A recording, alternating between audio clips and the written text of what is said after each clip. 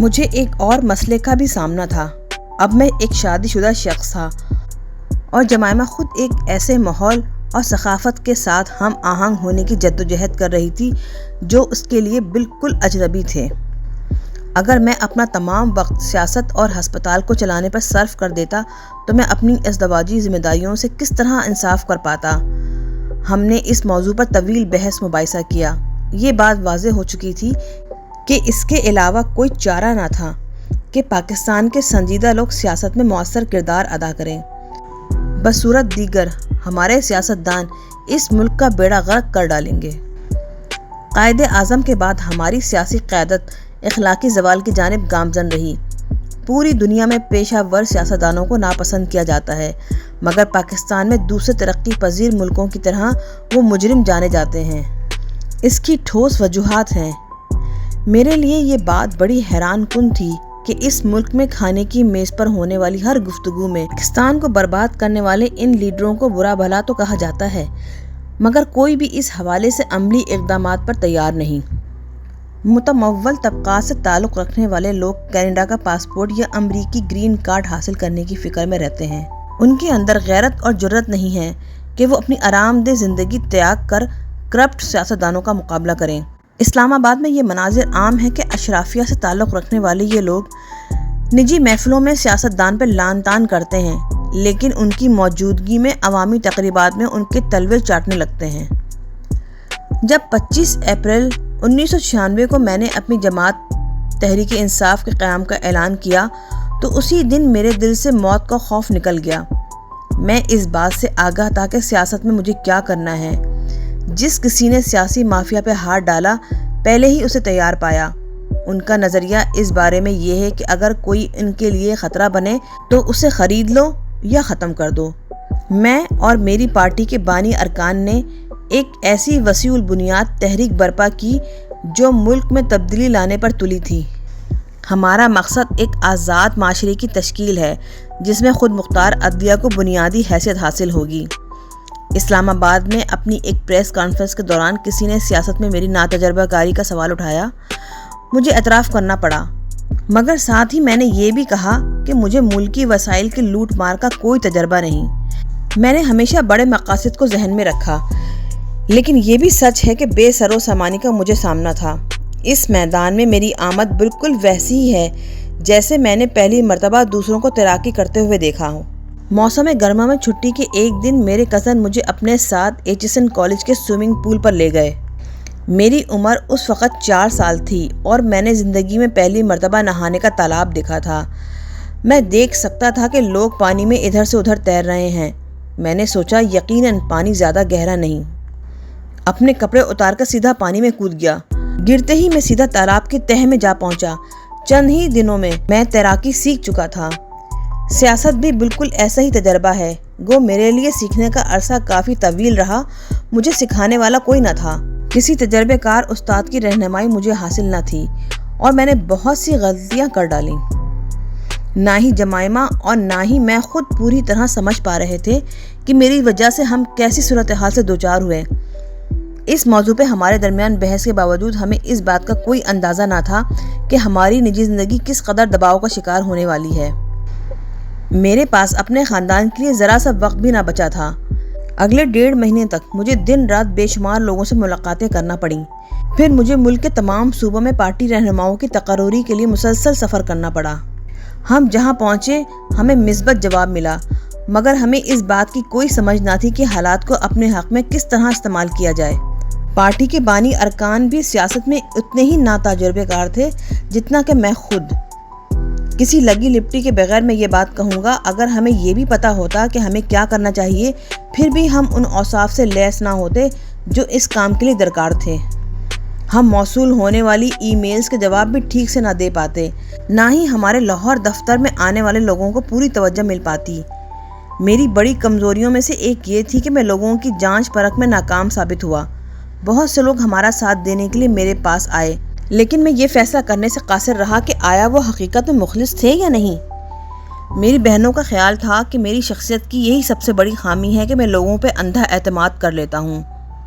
میں پارٹی کے لیے کام کرنے کے خواہش مند افراد کو خوش آمدید کہتا، مگر چند گھنٹوں، چند ہفتوں یا پھر چند مہینوں کے بعد یہ بات واضح ہو جاتی کہ یہ تو محض مفاد پرست تھے۔ میرے مقاصد سے ان کا دور کا واسطہ بھی نہ تھا۔ ہمارا سیاسی میدان دھوکے بازوں سے بھرا پڑا ہے۔ ان کا اصل مقصد تو ذاتی مفادات کے لیے اقتدار کا حصول ہے۔ سیاسی میدان کے کھرے اور کھوٹے کی پہچان میں پورا ایک اشرہ صرف ہو گیا۔ اس دوران میں ہزاروں لوگوں سے ملا اور اب میں اس قابل ہوں کہ اکثر مخلص اور غیر مخلص کو چند منٹ میں پہچان لیتا ہوں۔ انسان کی پرکھ کا فن سیکھنے کا کوئی آسان طریقہ نہیں۔ حکومت کی ایما پر ہمارے خلاف یہ پروپیگنڈا زور شور سے جاری تھا کہ میں صہیونی سازش کا ایک کردار ہوں۔ یہودیوں نے میرے ذریعے پاکستان کی باغڈور سنبھالنے کا منصوبہ بنایا ہے۔ بے شمار لوگ محض اس لیے پارٹی میں شامل ہونے کو دوڑ پڑے کہ انہیں اس پارٹی میں پیسہ بنانے کے مواقع میسر ہوں گے۔ اس کی وجہ ان کا یہ خیال تھا کہ یقیناً یہودی ہمیں کروڑوں ڈالر دے رہے ہوں گے۔ ایسا کیوں نہ ہوتا؟ سرد جنگ کے دنوں میں پاکستان کی بعض سوشلسٹ تنظیموں کو سوویت سفارت خانے سے رقوم ملا کرتی۔ اس غلط فہمی میں بہت سے مضحکہ خیز واقعات ہوئے۔ لوگ ہمارے پاس اس امید سے آتے کہ انہیں آسانی کے ساتھ پیسہ بنانے کا موقع ملے گا۔ جب الٹا ہم ان سے چندہ مانگ لیتے تو انہیں صدمہ پہنچتا۔ ایک روز جب میں دفتر گیا تو سینکڑوں کاریں وہاں موجود تھیں۔ میں بڑی مشکل سے لوگوں کے ہجوم سے راستہ بناتے ہوئے اپنے دفتر میں داخل ہوا۔ معلوم ہوا کسی اخبار میں یہ خبر چھپی ہے کہ امریکی صدر بل کلنٹن نے مجھے اپنی حمایت کا یقین دلایا ہے۔ امر سے ان ابن الوقتوں نے یہ نتیجہ اخذ کیا کہ امریکہ نے مجھے پاکستان میں برسر اقتدار لانے کا فیصلہ کیا ہے۔ ملکی میڈیا کے ساتھ میرے تعلقات کچھ زیادہ خوشگوار نہ تھے۔ ایک کھلاڑی کی حیثیت سے مجھے کبھی اس بات کی ضرورت محسوس نہ ہوئی کہ میں صحافیوں کی توجہ حاصل کرنے کی کوشش کروں۔ جہاں تک میرا تعلق تھا میری کارکردگی ہی کافی ہوتی، مگر سیاست کا معاملہ بالکل مختلف ہے۔ اس میدان میں میڈیا بنانے اور بگاڑنے کی قوت رکھتا ہے۔ اس چیز کا تجربہ مجھے ہسپتال کے چندہ جمع کرنے کی مہم کے دوران ہوا۔ افراتفری کے عروج میں مجھے ایلن لیم اور آئن بوتھم کے دائر کردہ مقدمے کی خاطر اپنے دفاع کے لیے لندن جانا پڑا۔ اس مقدمے کی بنیاد میری اس رائے کو بنایا گیا جو میں نے 1994 میں بال ٹیمپرنگ کے حوالے سے قائم کر کے بیان کی تھی۔ اس کے سوا کوئی راستہ ہی نہیں تھا کہ میں عدالت کا سامنا کروں۔ اس مقدمے کو لڑنے کے لیے میں نے انتہائی منجھے ہوئے وکیل جارج کارمن QC کی خدمات حاصل کی۔ ان کا خیال تھا کہ میرے جیتنے کا امکان نہ ہونے کے برابر، یعنی 10% سے زیادہ نہیں کہ آئن بوتھم برطانیہ کا قومی ہیرو ہے۔ انہوں نے مجھے مشورہ دیا کہ عدالت سے باہر ہی تصفیے کی کوشش کروں، یعنی صلح سمجھوتہ کی۔ ہار جانے کی صورت میں بہت بھاری رقم سے ہاتھ دھونا پڑیں گے۔ مقدمے کے آغاز میں میں بہت ہی پراعتماد تھا۔ اس نامور وکیل کی بات ماننے سے میں نے انکار کر دیا۔ مجھے یقین تھا کہ میں بے گناہ ہوں اور مجھ سے منسوب کیا جانے والا بیان غلط ہے۔ کارروائی آگے بڑھی تو محسوس ہوا کہ حالات میرے خلاف ہیں۔ اب مجھے فکر ہونے لگی، مقدمہ ہارا تو دیوالیہ ہو جاؤں گا، خاندان کی کفالت کیسے کروں گا؟ اس سے بڑی ذلت کی بات اور کیا ہوگی کہ ادھار لوں یا بیوی کے پیسوں پہ زندہ رہوں۔ یہ میری نو تشکیل پارٹی کے لیے بھی سخت ترین دھچکا ثابت ہوتا، جسے قائم ہوئے صرف 2 ماہ گزرے ہیں۔ مقدمے کی آدھی کارروائی مکمل ہو چکی تھی جب میں نے میاں بشیر کو فون کر کے دعا کی درخواست کی۔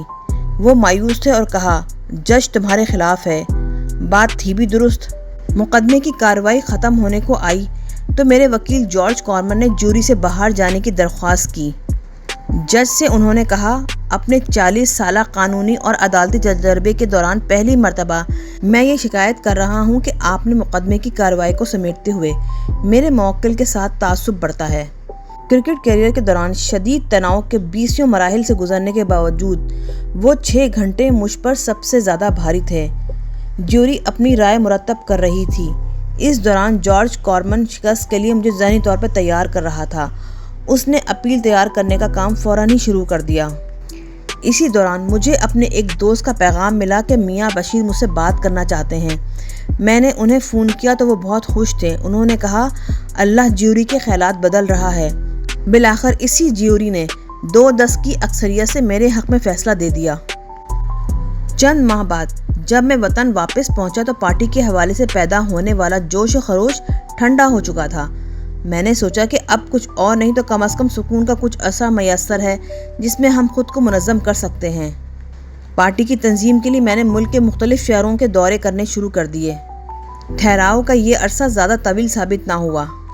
5 نومبر 1996 کو صدر فاروق لغاری نے بے نظیر بھٹو کی حکومت تحلیل کر کے 3 ماہ کے اندر الیکشن کا اعلان کر دیا۔ جب میں صدر فاروق لغاری سے ملا تو انہوں نے بتایا بے نظیر بھٹو اور نواز شریف نے $1.5 ارب بیرون ملک منتقل کیے ہیں۔ انہوں نے عزم ظاہر کیا کہ ان دونوں کا احتساب ہوگا۔ اس وقت میری پارٹی کی عمر صرف 6 ماہ تھی۔ کرکٹ والے مقدمے کی وجہ سے 2 ماہ انگلینڈ میں ہی ضائع ہو گئے تھے۔ اس کے باوجود ہم نے انتخابی مہم میں حصہ لینے کا فیصلہ کیا۔ ہمارے نزدیک ایک پارٹی کو ایک قومی جماعت کے طور پر منظم اور متعارف کرانے کا یہ بہترین موقع تھا۔ اس کے علاوہ میرے نزدیک انتخابی مہم کے ذریعے کرپشن کے مسئلے کو عوامی سطح پر اٹھانے کا یہ ایک سنہری پلیٹ فارم ہوتا۔ مجھے احساس تھا کہ جہاں تک ووٹوں کا تعلق ہے ہم کوئی بڑی کامیابی حاصل نہیں کر سکتے۔ نچلی سطح پہ ہمارا تنظیمی ڈھانچہ موجود ہی نہیں تھا۔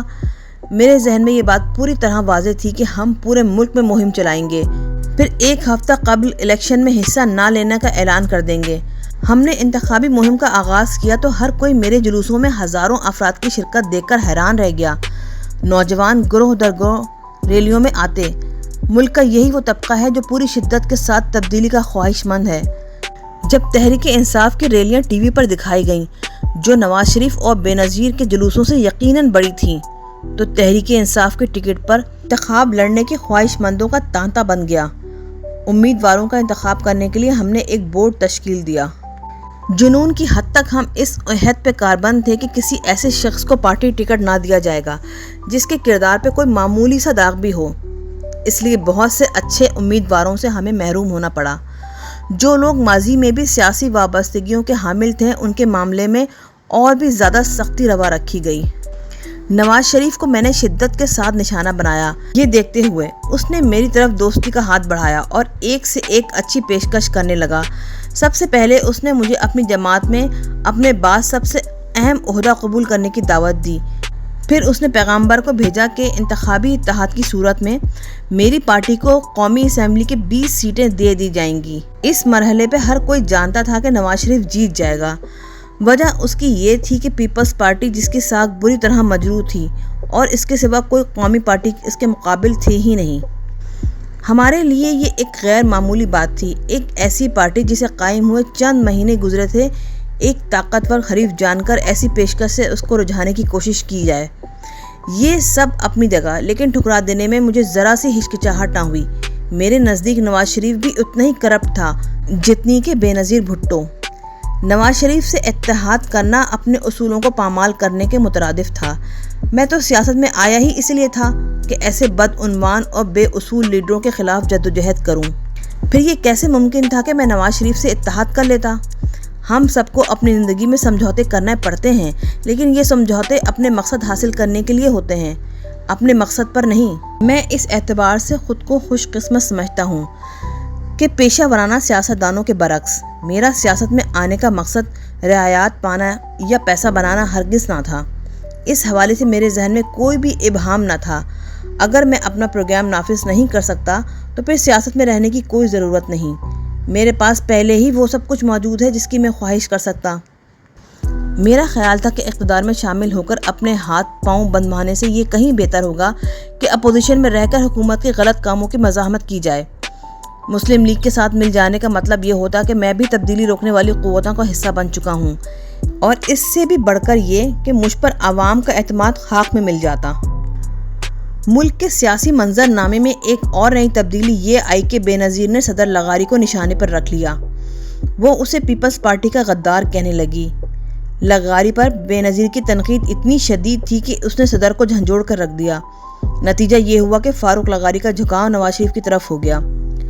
انہوں نے اپنے عہد کو فراموش کر دیا کہ نواز شریف اور بے نظیر کو الیکشن میں اس وقت تک حصہ لینے کی اجازت نہ ہوگی جب تک کہ وہ کرپشن کے الزامات سے بری نہ ہو جائیں۔ الیکشن سے 1 ماہ قبل یہ بات کھل کر سامنے آ گئی کہ صدر لغاری نے انتظامیہ کی غیر جانبداری کے اصول پر سمجھوتا کرتے ہوئے در پردہ نواز شریف سے پیمان کر لیا ہے۔ ملک کی ساری افسرشاہی اب نواز شریف کی اپنی ٹیم کی طرح بیٹنگ کر رہی تھی۔ خاص طور پر پنجاب میں نواز شریف کی پسند کے افسروں کو اہم عہدوں پر مسلط کر دیا گیا۔ اب ظاہر ہے کہ جس پارٹی کو اسٹیبلشمنٹ کی ایسی حمایت حاصل ہو وہ کیوں کر شکست سے دوچار کی جا سکتی ہے۔ اسٹیبلشمنٹ کسی پارٹی پہ ہاتھ رکھ دیتی ہے تو تمام اختیارات کی مالک و مختار ضلعی انتظامیہ میدان میں اتر آتی ہے۔ پھر انتخابات پر اثر انداز ہونے کی صلاحیت رکھنے والی مقامی شخصیات اوپر کے اشاروں پر نظر رکھتی اور ہر فرمان بجا لاتی ہیں۔ وہ لوگ ہر جیتنے والی پارٹی کا ساتھ دیتے ہیں۔ اس طرح نوکرشاہی میں رسوخ حاصل ہو جاتا ہے۔ اسی رسوخ کی بدولت وہ اپنی چودراہٹ قائم رکھ سکتے ہیں اور قریبی لوگوں کو فائدے پہنچا سکتے ہیں۔ اقتدار میں آنے والی پارٹی کا حصہ بننے کے لیے کئی قوتوں میں دھکم پیل شروع ہو گئی۔ ان میں بڑے جاگیردار خاندان، اسمگلر اور منشیات کا کاروبار کرنے والے سبھی شامل تھے۔ ہر علاقے، ضلع اور تحصیل میں ایسے لوگ موجود ہیں جن کے ہاتھ میں 500 سے لے کر 2-3 ہزار تک ووٹ ہوتے ہیں۔ جرائم پیشہ مافیا کو ہر صورت میں جیتنے والی جماعت کے ساتھ رہنا پڑتا ہے تاکہ انہیں اپنی سرگرمیاں جاری رکھنے کے لیے حکمرانوں کی خاموش سرپرستی حاصل رہے۔ مدتوں سے معاشرے کی حالت ایسی ہو گئی ہے کہ ایک عام آدمی کو بھی، خواہ وہ نوکرشاہی کا حصہ ہو، دکاندار ہو، پولیس آفیسر ہو یا ٹیکسی ڈرائیور، زندگی میں سہارے کی تلاش کرنے پڑتے ہیں۔ میں نے ایک کھلا خط لکھا جس میں صدر فاروق لغاری اور نواز شریف کے درمیان ہونے والی ساز باز کے تمام نکات کا پردہ چاک کر دیا۔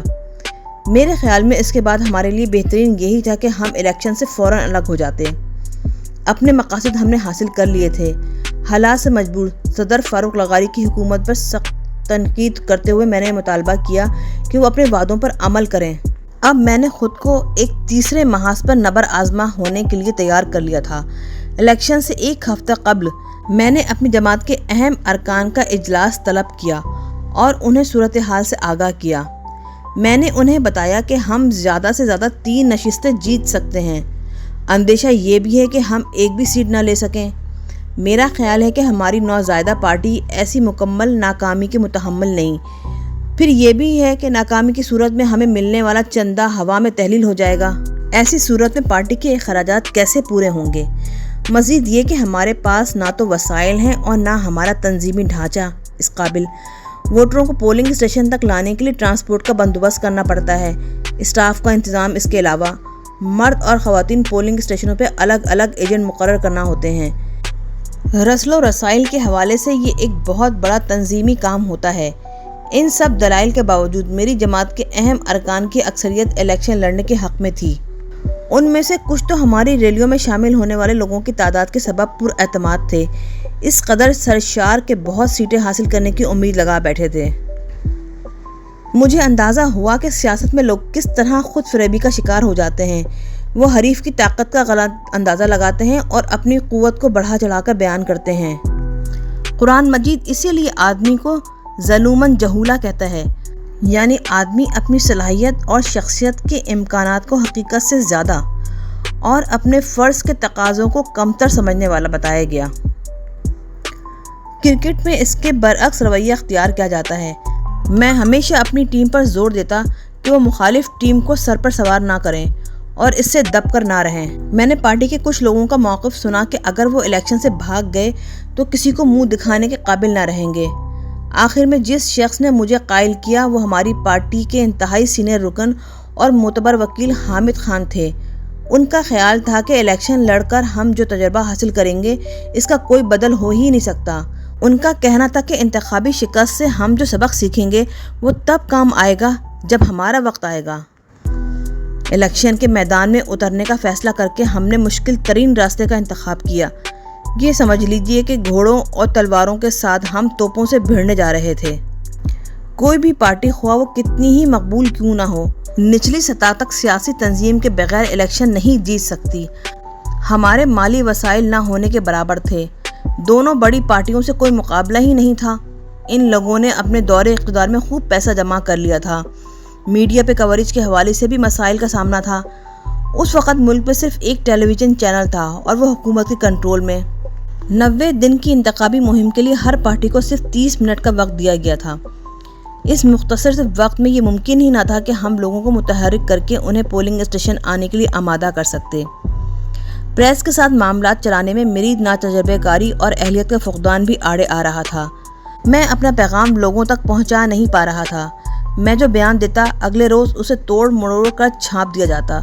بعد میں مجھ پر انکشاف ہوا کہ اخبارات میں بدعنوان سیاستدانوں کے بعض تنخواہ دار صحافی موجود ہیں۔ مخالف رہنماؤں کے بیانات کو بے معنی بنانے اور مسخ کرنے کی وہ اچھی تربیت رکھتے ہیں۔ یہ بات بھی سمجھ میں آئی کہ آزادی صحافت محض خواب و خیال کی باتیں ہیں۔ کئی مالکان اپنے اخبارات کو ذاتی مفاد کے لیے استعمال کرتے ہیں۔ ان کے نزدیک آزادی صحافت کی اہمیت محض یہ ہے کہ ان کے مفادات پہ زد نہ پڑے۔ میری ناتجربہ کاری کی ایک اور مثال میرا وہ بیان تھا جو الیکشن سے چند روز قبل پاکستان کے سب سے کثیر الاشاعت اخبار روزنامہ جنگ میں شائع ہوا۔ ہم مثبت طور پر پرامید ہیں، لیکن ممکن ہے کہ ہم الیکشن میں ایک بھی سیٹ حاصل نہ کر سکیں۔ یقیناً کسی سیاسی رہنما کو کبھی ایسی بات منہ سے نہیں نکالنی چاہیے، خواہ یہ درست ہو یا غلط۔ آپ کے کارکن حوصلہ ہار دیتے ہیں، سب امکانات اور سب منصوبے دھرے کے دھرے رہ جاتے ہیں۔ ہمارے خلاف نون لیگ کی مہم نے ہماری مشکلات اور بھی بڑھا دیں، جو انتہائی کامیاب ثابت ہوئیں۔ ان کے تابڑ توڑ حملوں کے مقابل ہم بالکل نہتے کھڑے تھے۔ ان حملوں کا ہدف میری نجی زندگی تھی۔ وہ اس حد تک گر گئے تھے کہ انہوں نے سیتا وائٹ کے ساتھ رابطہ کر کے میرے حوالے سے سنسنی خیز انٹرویو چھپوانا شروع کر دیے۔ کہیں زیادہ گمراہ کرنے والا پروپیگنڈا وہی تھا جس کا ابھی میں نے ذکر کیا تھا۔ صہیونیوں کی حمایت سے پاکستان پر قبضہ کرنے کا منصوبہ اس حد تک وہ چلے گئے کہ انہوں نے ایک اخبار میں 4 کروڑ پاؤنڈ کا ایک جعلی اور جھوٹے چیک کی نقل چھپوا دی۔ لکھا تھا یہ وہ چیک ہے جو جمائمہ کے والد نے انتخابی مہم چلانے کے لیے عمران خان کو دیا ہے۔ پھر سیاسی اور مذہبی لیڈروں کی جانب سے ایسے بیانات شائع ہونے لگے کہ ہم یہودیوں کو پاکستان پر غلبہ پانے کی اجازت نہیں دیں گے۔ قرآن کریم کے مشہور مفسر ڈاکٹر اسرار احمد ان میں شامل تھے۔ معلوم نہیں کس نے انہیں قائل اور آمادہ کیا تھا۔ جہاں تک مجھے معلوم ہے وہ معاملی معاملات میں بعض دوسرے مولوی صاحبان جیسے ہرگز نہ تھے۔ ایک خطاب میں بہرحال انہوں نے یہ کہا، معلوم نہیں عمران خان کی ڈور کون ہلا رہا ہے۔ اس پر میرے اخبار نویس دوست ہارون رشید نے لکھا، ڈاکٹر صاحب یہ تو فرمائیے کہ آپ کی ڈور کس نے ہلائی ہے؟ مگر جس اخبار میں اس کا کالم چھپا وہی تو میرے خلاف شور شرابے میں پیش تھا۔ جس اخبار نے اس چیک کی تصویر چھاپی تھی، بعد ازاں اس نے اندر کے صفحات پر چند سطروں میں تردید بھی چھاپ دی تھی، جس میں اعتراف تھا کہ مذکورہ چیک جعلی تھا، لیکن نقصان تو ہو چکا تھا، اور پہلے سے مشکلات میں گھرے ہمارے میڈیا آفس کے لیے یہ ممکن نہ تھا کہ وہ لوگوں کے تاثر کو بدل سکے۔ جیسا کہ کہا جاتا ہے کہ سیاست میں تاثر کی اہمیت سچائی سے زیادہ ہوتی ہے۔ تمام تر کمزوریوں کے باوجود ہماری واحد امید یہ تھی کہ رائے دہندگان کی غیر معمولی اکثریت گھروں سے نکل آئے۔ بدقسمتی سے الیکشن کے روز پولنگ اسٹیشن ویران پڑے تھے، خاص طور پر شہروں میں۔ ظاہر ہے پاکستانیوں کی اکثریت نے محسوس کیا کہ ووٹ ڈالنے سے ان کی زندگیوں میں تبدیلی کا ہرگز کوئی امکان نہیں۔ یہ بات واضح تھی کہ نواز شریف جیت جائے گا اور پیپلز پارٹی کا حال پتلا رہے گا۔ مگر نون لیگ کی کامیابی کے تناسب میں تمام اندازے غلط ثابت کر دیے۔ نواز شریف 2/3 اکثریت لے گیا۔ ڈالے گئے ووٹوں کے تناسب پر شکوک کا اظہار کیا جا رہا تھا۔ صدر نے اسی شام اخبار نویسوں کو بتایا کہ 25% ووٹ پڑے ہیں۔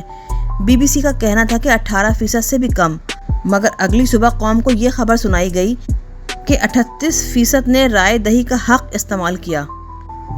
1999 میں نواز شریف کی حکومت کا بستر گول کر دیا گیا تو الیکشن کمیشن کے ایک سینئر رکن نے مجھے تفصیل کے ساتھ بتایا کہ الیکشن میں دھاندلی کیسے ہوئی۔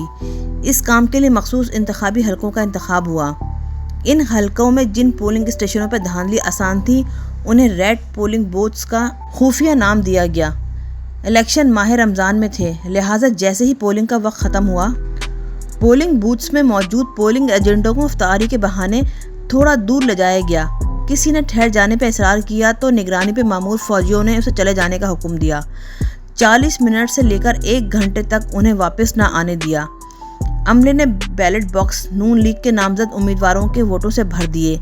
اپنی کارستانی چھاپنے کے لیے بڑی چالاکی کے ساتھ انہوں نے دوسرے نمبر پہ آنے والے امیدوار کے ووٹوں کی تعداد میں بھی اضافہ کر دیا۔